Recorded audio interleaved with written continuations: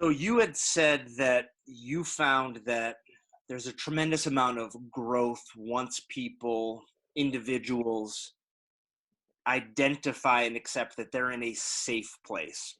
So I Yes. hadn't even really envisioned that concept.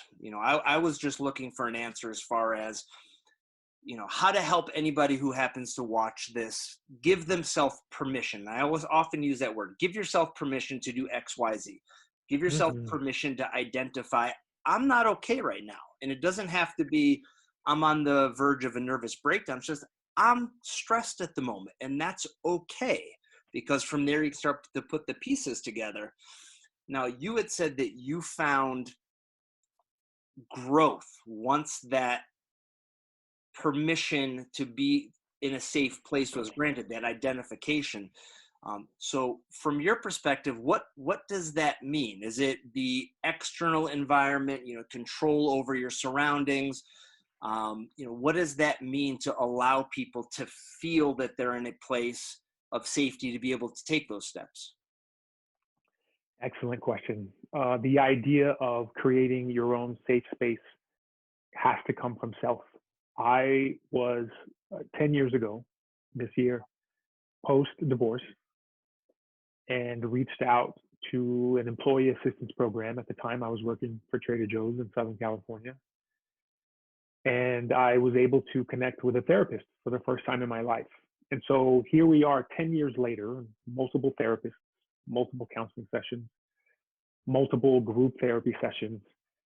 I allowed myself the permission, to use a fantastic quote by you, to sit with how I felt.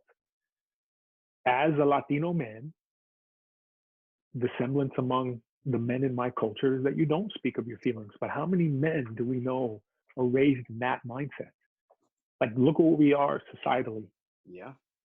not just this country, but many countries. And so once I realized that I was in a position to share how I feel and have someone advise me, and this, let me add a disclaimer, wasn't always, all right, we're good to go. Let's rock and roll, baby. I feel great. No, I've been through many counselors. It's just like a relationship where I was like, this shit ain't working.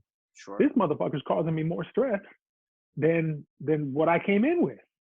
But I did and was able to see clearly on multiple avenues of what I felt growing up as a kid, why this and this added together, why I was able to come to a place where now, current speaking, now where we sit, it's always going to be ongoing. So we have to give ourselves the permission. We have to understand that this is something that will never be solved. There is no end game to this.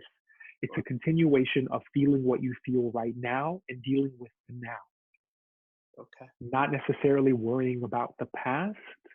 And that's the hardest part. The hardest part is letting go, understanding that we live in a constant state of impermanence. The only constant is change.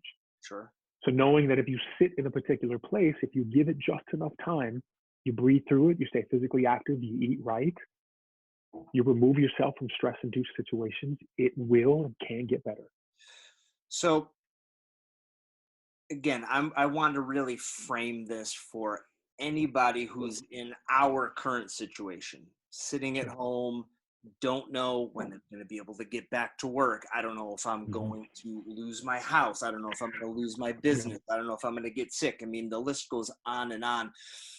My concern, because I know that I come from this perspective sometimes, is if I were to watch somebody like you, I would think, well, they had, these really traumatic experiences that you've already indicated. So, these steps won't work for me. But if you were able to speak to somebody who considered themselves the average Joe or the average Jane, who's potentially minimizing the stress that they're going through, but still, as we've indicated, might be in a traumatic state, what would you say to that person as far as what we talked about, giving themselves permission to identify what they're going through, steps that they could be taking?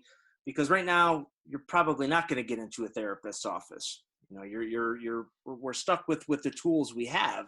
But the one that I'm most concerned with, which is going to be the taper into the follow-up questions, is anybody watching right now, what is step one for you, independent of how far down the spectrum of stress and anxiety you feel, to hit the brakes and say, you know what, it's okay for me right now to have these feelings so that I can start working with them?